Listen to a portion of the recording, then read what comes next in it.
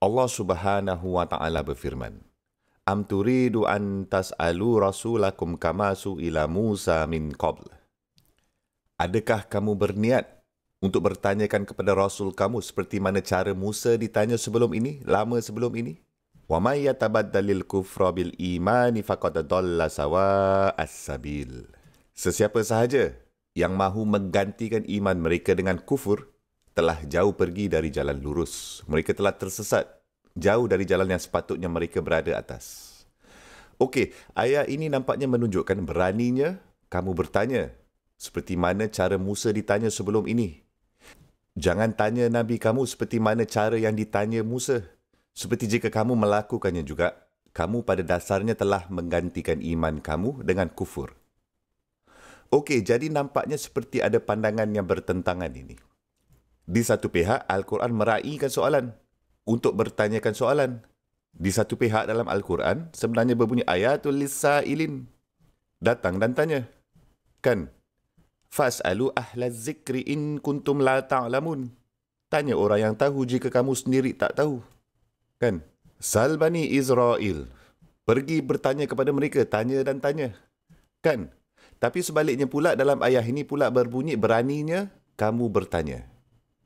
Okey, oleh itu kita harus mengkaji perkara ini. Fungsi dan juga tujuan ayat ini. Perkara pertama yang ingin saya kongsikan kepada anda ialah kajian Al-Quran adalah kajian yang sangat sensitif. Dan salah satu pendekatan yang paling asas untuk kajian teks Al-Quran adalah anda perlu mengambil kira konteks dan tempat di mana pernyataan itu disebutkan. Untuk anda semua ni yang merupakan pelajar universiti, ini terlalu mudah untuk difahami, kan? Anda tidak akan pernah mengambil sesuatu ayat dalam sesebuah bab dengan tidak mengetahui perenggan yang mana ia berasal dari, kan? Atau bab yang mana ia berasal dari, betul tak? Atau asalnya dari buku teks yang mana satu? Konteks adalah segalanya. Kalau sesuatu perkara atau subjek diambil di luar dari konteks, anda hampir tidak akan dapat faham apa-apa perkara pun. Okey, jadi dari situ, ayat yang baru saya kongsi dengan anda tadi, di mana Allah Subhanahu wa taala berfirman, adakah kamu berniatkan untuk bertanya kepada Rasul kamu seperti Musa? Sebenarnya adalah satu pernyataan yang berlaku di suratul Baqarah. Dan ini adalah sebahagian dari petikan yang panjang di Baqarah, di mana Allah Subhanahu wa taala menyebutkan beberapa perkara yang sedang berterusan mengenai Bani Israel, anak-anak keturunan Israel. Dan dalam perbincangan itu, terdapat sebilangan soalan-soalan yang Bani Israel bertanyakan kepada Musa AS. Okey, jadi apabila Allah Subhanahu wa taala berfirman sekarang ini di dalam ayat ini, adakah kamu akan bertanyakan kepada Rasul kamu dengan cara seperti mana Musa ditanya? Oleh itu sudah ada konteks di mana kita telah belajar. Macam mana Musa telah dipersoal dan dipertikai oleh Bani Israel dulu-dulu. Saya ingin memberikan contoh yang lebih mudah kepada anda untuk memahami perkara ini. Sudah lama saya berada dalam profesion perguruan. Saya seorang cikgu. Dan di dalam kelas terdapat pelbagai jenis soalan. Ada pelajar yang ingin tahu, yang hanya mahu memahami sesuatu. Dan dia berani angkat tangan mereka atau menaikkan suara mereka dan berkata, cikgu, dengar ni, saya betul-betul tak fahamlah. Atau macam mana itu boleh masuk akal?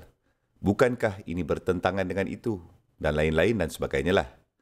Dengan bertanyakan soalan yang baik. Dan seorang guru yang berpengalaman cukup tahu bahawa ketika mereka mendengar soalan-soalan seperti ini, pelajar ini benar-benar mahu memahami. Mereka ingin memahami dengan lebih baik.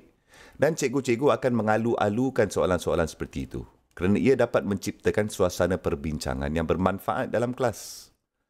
Tapi kemudian pula, ada satu badut ni dalam kelas, joker. Ada mamat yang A memang tidak berminat untuk belajar. B memang berminat untuk memastikan tidak ada orang lain dalam kelas yang dapat belajar. Mereka ingin mengubahkan pengalaman dalam kelas menjadi satu pengalaman yang menghiburkan. Hiburan je, itu je. Dan cara mereka melakukannya adalah mereka sebenarnya akan bertanyakan soalan sungguh teruk, tidak masuk akal, merendah-rendahkan, memerli dan jenis-jenis soalan yang sarkastik. Dan cikgu yang berpengalaman atau sesiapa sahaja pun akan tahu bahawa mamat ini nak buat hal aja.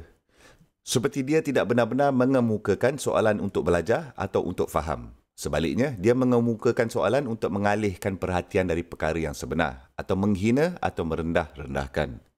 Kadang-kadang, walaupun dalam sesebuah soalan, anda boleh berbunyi seperti menghina. Okey, seperti misalnya, kita ambil contoh yang mudah. Beberapa orang sedang bercakap. Lepas tu, biar betul kau ni. Itu satu soalan kan? Tapi ia adalah jenis soalan yang merendahkan seseorang atau mempersoalkan integriti mereka. Atau sama ada mereka serius atau tak.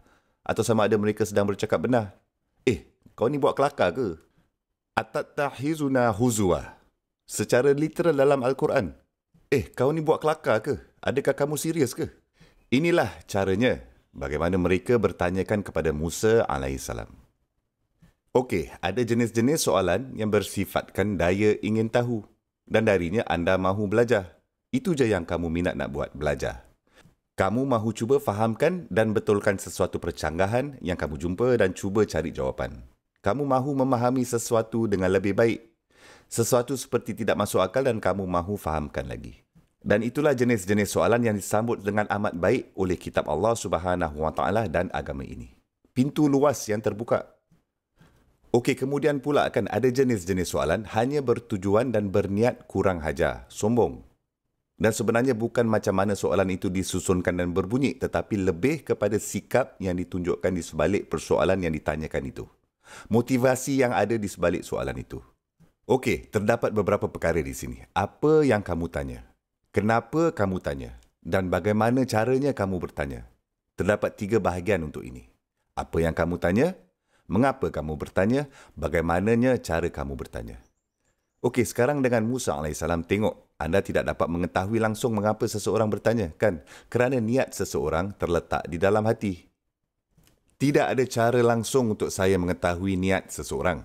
Jadi semua yang saya boleh nilai dan anda boleh nilai ialah nombor 1, apa yang mereka tanya. Dan nombor 2, bagaimana caranya mereka bertanya. Itu je yang kita dapat nilai. Kalau apa yang anda sedang tanyakan jelas ada tujuannya dan ia bertujuan untuk cuba dapatkan beberapa jenis pemahaman yang lebih tinggi, ini adalah jenis-jenis soalan yang disambut dengan baik. Tetapi walaupun begitu, walaupun itu adalah jenis-jenis soalan yang baik, Al-Quran memastikan bahawa kita tidak hanya bertanyakan jenis-jenis soalan yang baik, tapi juga kita bertanya dengan cara dan adab yang betul. Tentang bagaimana caranya itu harus dijaga. Kita juga harus mempertimbangkan tingkah laku, nada. Seperti misalnya saya mempunyai pelajar yang sangat bersemangat dan dia akan membincangkan perkara yang paling mudah. Maksud saya baru semalam dia bercakap dengan saya beberapa isu dalam tata bahasa Arab. Ia bukanlah seperti masalah iman ke kufur ke, hanya pasal label ayat dan bagaimana ia harus diatur, tata bahasa.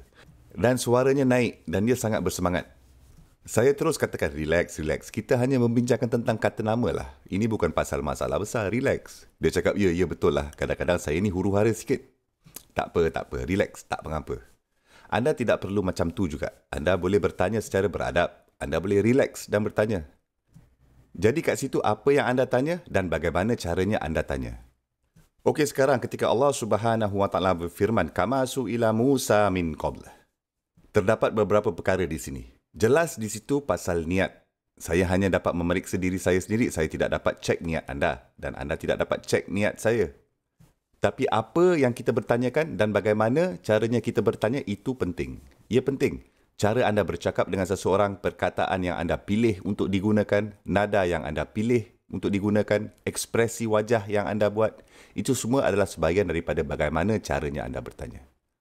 Jangan buat macam itu di hadapan Nabi SAW dengan cara orang telah melakukannya dengan Musa AS. Jangan merendah-rendahkan.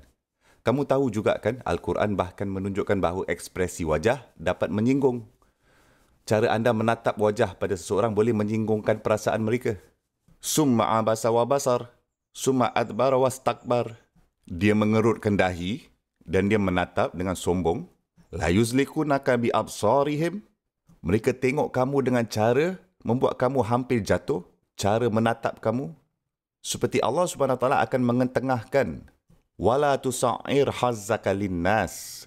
Jangan menaikkan dagu. Jangan bersifat sombong ketika bertemu dengan orang lain. Jangan action ketika kamu bertemu dengan orang lain.